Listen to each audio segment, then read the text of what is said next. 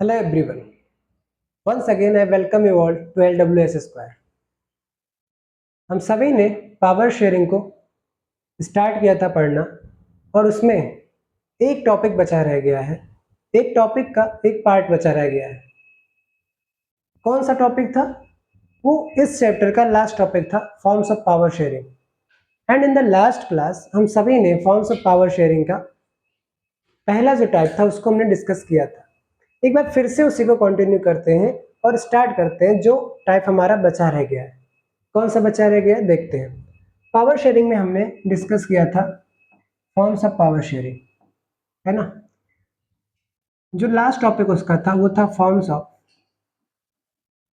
Power sharing.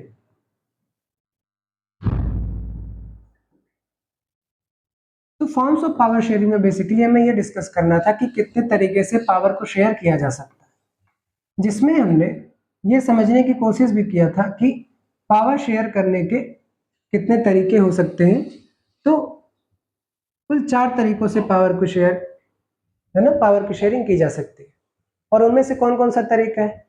तो पहला जो तरीका था वो हमने देखा था, उसका नाम था हॉरिजॉन्टल पावर शेयरिंग, है ना। जो फर्स्ट है उसका नाम है हॉरिजॉन्टल पावर शेयरिंग।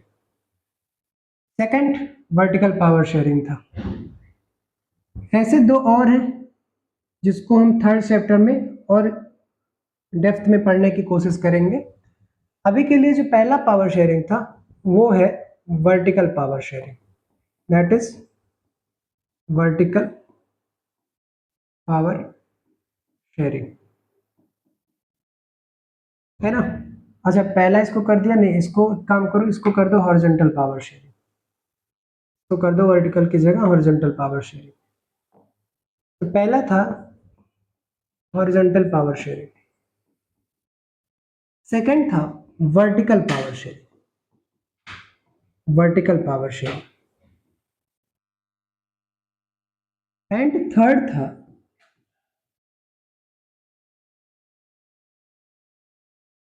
जो हमारे बीकर सेक्शन होते हैं, है ना, बेसिकली लोकल लेवल पे उस तरीके का था कि जो सोशल ग्रुप्स हैं उनके बीच में पावर को शेयर कर देना।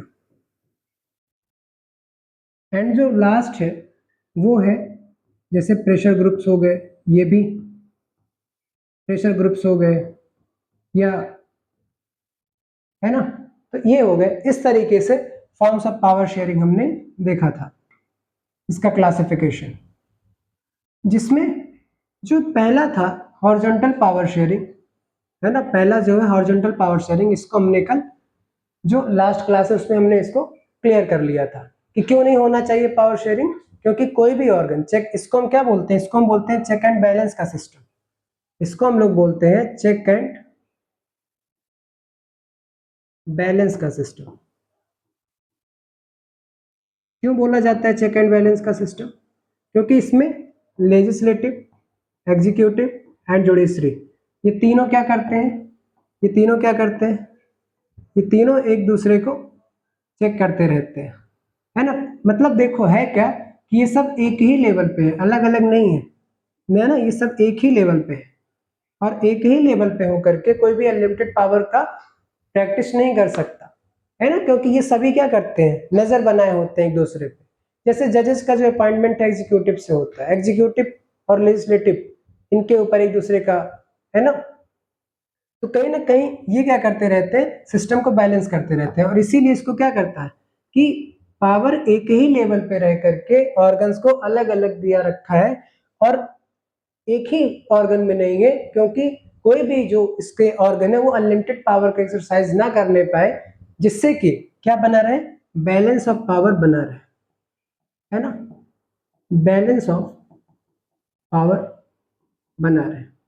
और बैलेंस ऑफ पावर बना रहे इसीलिए यहाँ पे क्या है, बैलेंस ऑफ पावर बना रहे इसीलिए यहाँ पे क्या है कि एक ही ऑर्गन पे पावर ना होकर के वो अलग अलग ऑर्गन्स में डिवाइड कर दिया।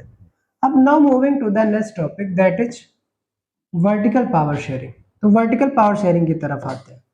वर्टिकल का जब बात होता है तो वर्टिकल का मतलब कैसे है, कुछ इस तरीके से है ना, कि ये हो गया वर्टिकल, है ना, वर्टिकल पावर शेयरिंग। इसको थोड़ा अलग से देखते हैं और यही है हमारा last topic. Vertical power sharing को देखते हैं।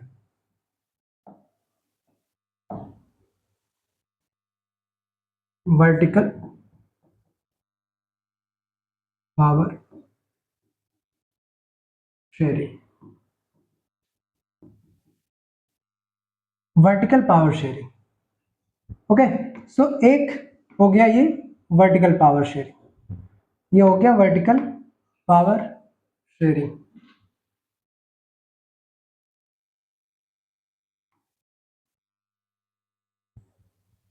अब वर्टिकल पावर शेयरिंग में क्या होता है, तो इससे पहले ये बताओ वर्टिकल क्या होता है। वर्टिकल का मतलब कुछ इस तरीके से है ना, ये हो गया कुछ वर्टिकल, इसका मतलब क्या हो गया, ऐसे सीधा सीधा जो है ना, ये क्या हो गया, ये वर्टिकल हो गया, जिसमें क्या होगा, सीधा नहीं हुआ क्या, सीधा नहीं हुआ क्या भाई, ओहो, ऐसे जाए, चलो इसको कैंसिल करते हैं, है ना, इसको हटाते हैं, फिर से बनाते हैं। ये हो गया कुछ इस तरीके का वर्टिकल। वर्टिकल का मतलब क्या हो गया कि इसमें टॉप टू बॉटम पावर को क्या कर दिया गया है, शेयर कर दिया गया है ना। टॉप टू बॉटम क्या किया है, पावर को शेयर किया गया है। क्यों, हम क्या करते हैं, हम देखते हैं कि हमारी पूरी कंट्री, एक तो पूरा का पूरा नेशन है, एक तो इंटायर नेशन है, पूरी की पूरी कंट्री है ना, एक इंटायर नेशन है। ये जो कंट्री है इसको हमने क्या कर रखा है, प्रोविंसेस में बांट रखा है ना। प्रोविंसेस को हम क्या करते हैं, कई जगह स्टेट भी बोलते हैं, और हमारे इंडिया में इसको स्टेट ही बोला जाता है ना। इंटायर नेशन हो गया, प्रोविंसेस हो गए, स्टेट हो गए, है ना। इंटायर, एक मिनट, इंटायर नेशन हो गया, एक तो पूरी की पूरी कंट्री हो गई, जिसको हमने बोला कि इंटायर नेशन की बात हो रही है। इंटायर नेशन के बाद क्या है, स्टेट आता है ना, इसको प्रोविंसेस भी बोलते हैं। इन प्रोविंसेस को और भी नीचे, है ना, डिस्ट्रिक्ट, सब डिस्ट्रिक्ट, फिर आओगे तो विलेजेस, ऐसे होते हैं। तो इनका जो क्लासिफिकेशन होता है वो इसी तरीके का होता है। एक तो पूरी कंट्री हो गई, एक स्टेट प्रोविंसेस हो गए, स्टेट या प्रोविंसेस हो गए, डिस्ट्रिक्ट हो गया, लोकल लेवल हो गया। अब इनके बीच में क्या है कि पावर की शेयरिंग अगर देखो, तो ये पूरी की पूरी कंट्री में ऐसे करके इस तरीके से दिख रहा है ना।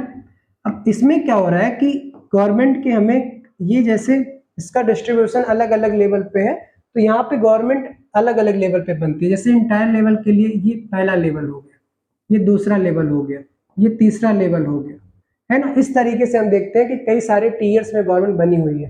पूरी कंट्री के लिए जो गवर्नमेंट बनी है, ये हमारे यहाँ किस नाम से जानी जाती है ना, जो पूरी कंट्री के लिए, तो इसको हम क्या बोलते हैं, नेशनल गवर्नमेंट बोलते हैं, है ना। इसको हम क्या बोलेंगे, नेशनल गवर्नमेंट बोलते हैं।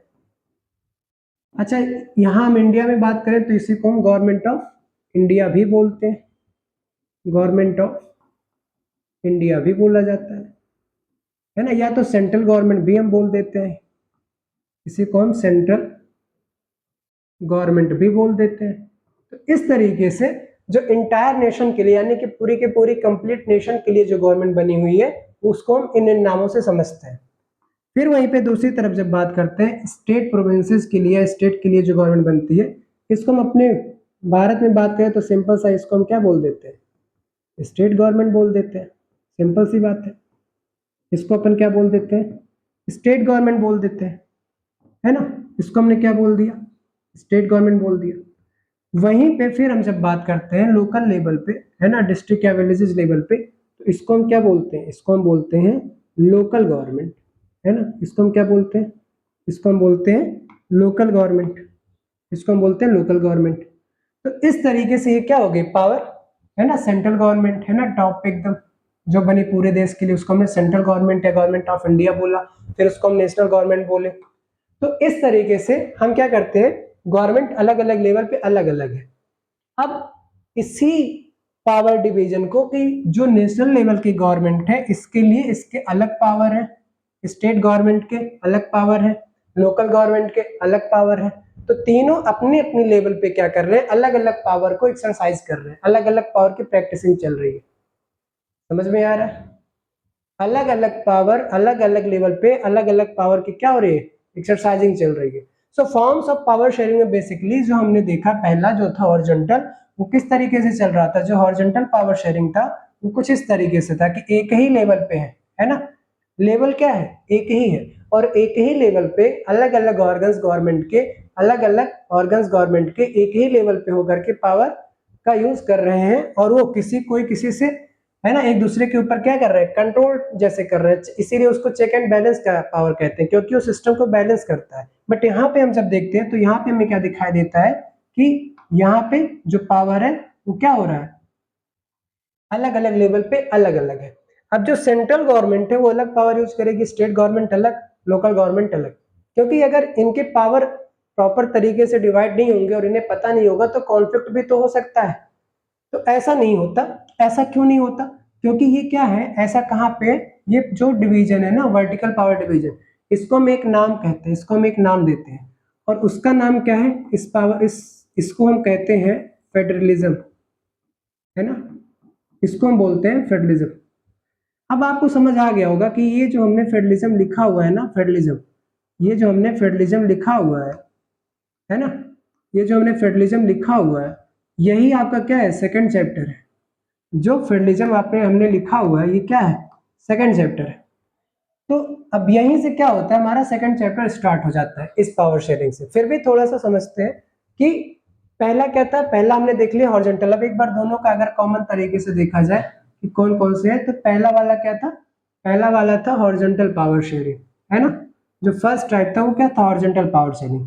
और हॉरिजॉन्टल पावर शेयरिंग में हमने क्या देखा था, तीन चीजें देखी थी कि यहाँ पे पावर शेयरिंग तीन ऑर्गन्स के बीच में था, है ना, किसके बीच में था, तीन ऑर्गन्स के बीच में था। तो पहला जो ऑर्गन था वो कौन था, वो थी लेजिस्लेटिव, पहली ऑर्गन क्या थी, वो थी लेजिस्लेटिव। दूसरी क्या थी, एग्जीक्यूटिव, दूसरी क्या थी, एग्जीक्यूटिव, एंड तीसरी क्या थी, जुडिशरी।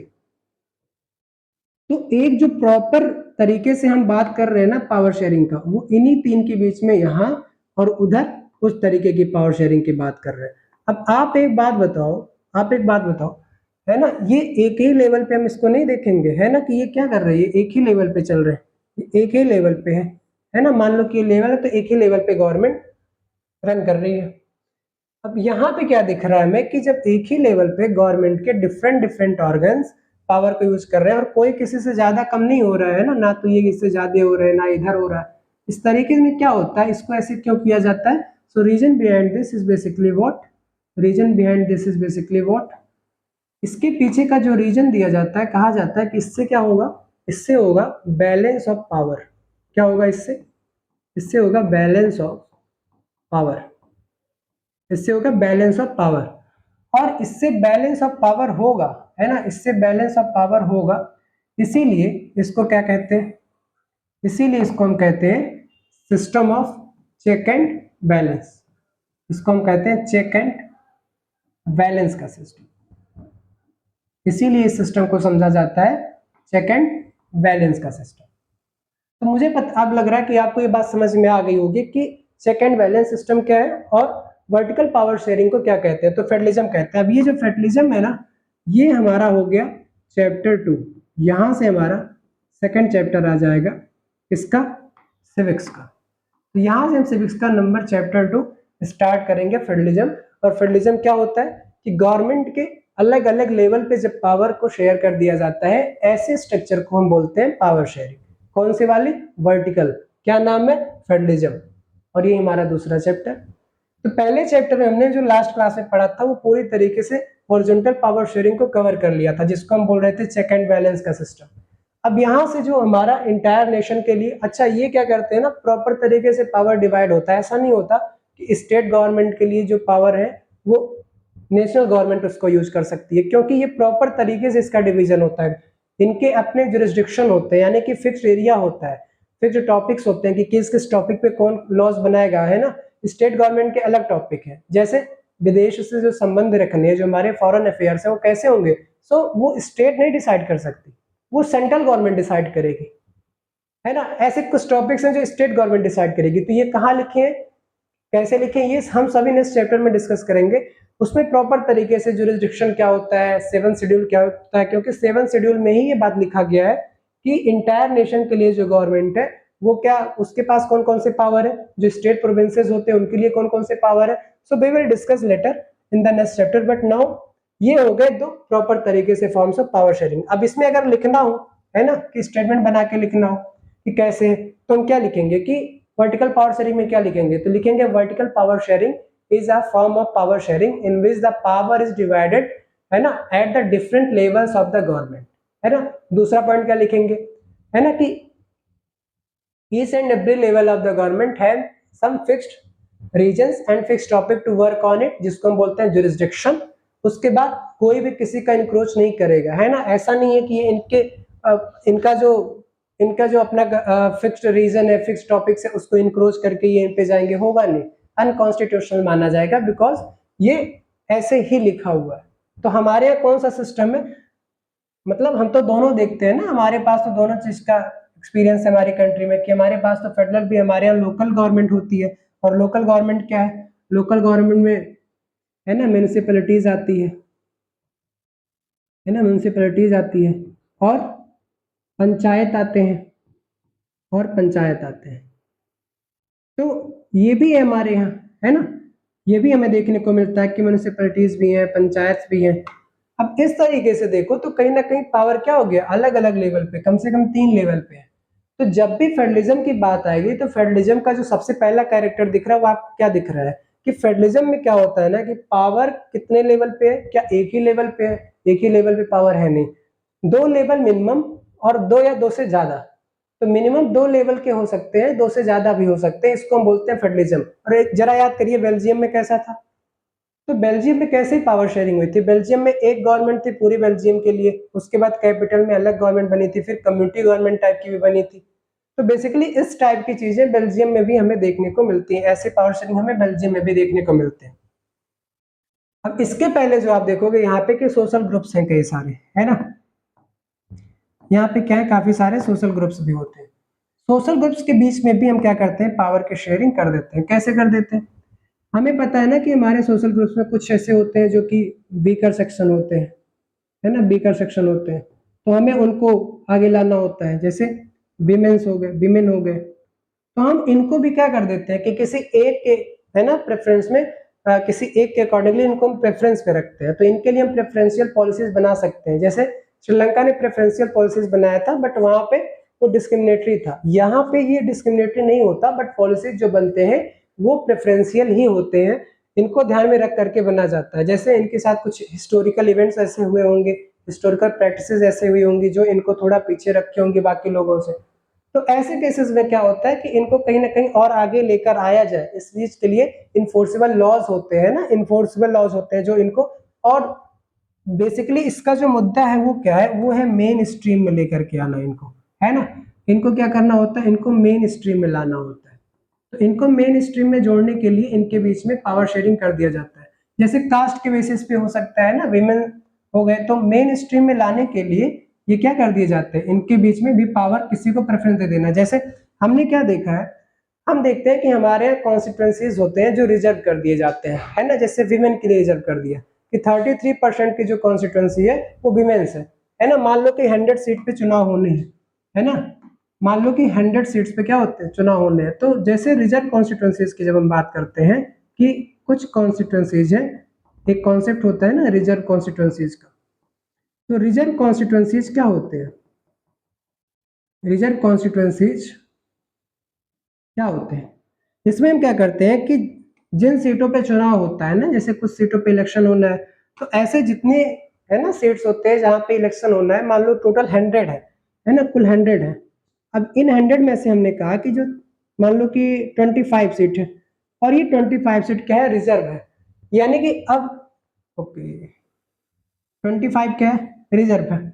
25 अगर रिजर्व है, क्यों रिजर्व है भाई, 25 क्यों रिजर्व है, 25 रिजर्व है क्योंकि यहाँ पे जो सोसाइटी के ग्रुप्स है, जो हमारे सोशल ग्रुप्स है, इनको मेन स्ट्रीम में लेकर के आना है। तो इनको कुछ क्या करना है, अलग से कोई एक, है ना, इनको थोड़ा सा सपोर्ट मिल जाए, जिससे कि ये क्या हो जाए कि ये मेन स्ट्रीम में आ पाए, क्योंकि ये हमारी सोसाइटी में रहते हैं, सोसाइटी में रहते हैं तो क्या है, सोशल है, सोशल है, सोसाइटी में रहने वाले कुछ लोग हैं, ये कुछ लोगों का ग्रुप है, तो इनको हम सोशल ग्रुप्स बोल सकते हैं। तो ऐसे हम, एक एग्जाम्पल है कि जैसे हमने लोकल गवर्नमेंट में 33% क्या कर रखा है, रिजर्व कर रखा है। है ना। और अभी सेंट्रल लेजिस्लेशन में या और स्टेट लेजिस्लेशन में ऐसा कुछ है नहीं, तो एक एक्ट ला करके ये सब करने की बात की जा रही है ना, तो वो भी हम पढ़ेंगे। तो ये हो गया एक और क्लासिफिकेशन कि पावर एक और तरीके से भी शेयर हो सकता है कि उसी सोसाइटी में रहने वाले जो ग्रुप है उनको ला करके उनको थोड़ा प्रेफरेंशियल पॉलिसीज या प्रेफरेंस दे करके मेन स्ट्रीम में जोड़ने के लिए इस तरीके से भी हम उनको क्या कर सकते हैं, अलग से उनके कुछ एक्स्ट्रा पावर दे सकते हैं कि ये इनके पास बाकी लोगों के पास नहीं है जो इनके पास है। ऐसे जो नेक्स्ट है वो हमारा है प्रेशर ग्रुप्स होते हैं। तो देखो गवर्नमेंट तो काम करती है, लेकिन जैसे किसान हो गए ना, फार्मर्स हो गए, तो उनके लिए भी वो अपना एक ऑर्गेनाइजेशन बना लेते हैं, ग्रुप बना लेते हैं कि कुछ लोग मिले ग्रुप बना लिया। अब वो अपने फेवर में बातें करेंगे, अपने इंटरेस्ट के लिए बातें करेंगे, और गवर्नमेंट में क्या करेंगे, है ना, वो गवर्नमेंट में क्या करेंगे, प्रेशर क्रिएट करेंगे, गवर्नमेंट से कहेंगे कि, है ना, गवर्नमेंट क्या करेगी फिर इनके ऊपर, अगर गवर्नमेंट के ऊपर ये लोग प्रेशर क्रिएट करेंगे तो गवर्नमेंट क्या करेगी, कोई भी लॉज या रूल्स फॉर्मेशन से पहले इनसे डिस्कस करेगी। ऐसा भी होता है कि कई बार गवर्नमेंट इनको अपने पॉलिसीज को डिजाइन करने के लिए इनको इन्वॉल्व भी करती है ना। जैसे मान लो कि किसान है कुल, तो वो 100 लोग मिलकर के, 100 किसान मिलकर के क्या कर रहे हैं, एक ग्रुप बना लिए, एक ऑर्गेनाइजेशन बना लिए किसानों का, जो कि ग्रुप किसका होगा, किसानों का। तो अगर वो किसानों का ग्रुप है ना रहेगा तो गवर्नमेंट के ऊपर वो प्रेशर बनाएगा कि गवर्नमेंट कोई पॉलिसी लेकर के आ रही है और वो क्या कर रही है, फेवर नहीं कर रही है किसानों को, तो ये गवर्नमेंट के ऊपर प्रेशर क्रिएट करेंगे और गवर्नमेंट से कहेंगे कि पॉलिसी को चेंज करें। ऐसा भी होता है। और दूसरा ये क्या करते हैं, गवर्नमेंट कई बार जब देखती है कि इनके जो डिमांड है या कुछ, तो इनको उसमें शामिल भी कर लेती है ना। तो कुल मिला जुला करके कुछ इतने तरीके से है। अब यहाँ से हमारा पूरा का पूरा चैप्टर कंप्लीट है ना, पूरा का पूरा चैप्टर कंप्लीट है। और ये जो हमारा फेडरलिज्म है ना, ये जो हमारा फेडरलिज्म है, ये है हमारा चैप्टर 2। ये जो हमारा है ये चैप्टर 2 है ना। अब चैप्टर 2 यहाँ से हम पढ़ना स्टार्ट करेंगे, बट यहाँ तक है ना एक बार हम रिवीजन के लिए कंप्लीट वन शॉट वीडियो भी देखेंगे, पॉसिबिलिटी है कि आ जाएगा, बट यहाँ तक के लिए पूरा का पूरा चैप्टर पहला कंप्लीट हो चुका है। पूरा रिवाइज करके नोट्स आप इसके अकॉर्डिंग भी डिजाइन कर सकते हैं, और उसके बाद एनसीईआरटीज को रीड करके क्वेश्चंस आप लिखेंगे। एट ऑलमोस्ट पूरा का पूरा चैप्टर लगभग कंप्लीट है, and we will discuss the next chapter in the next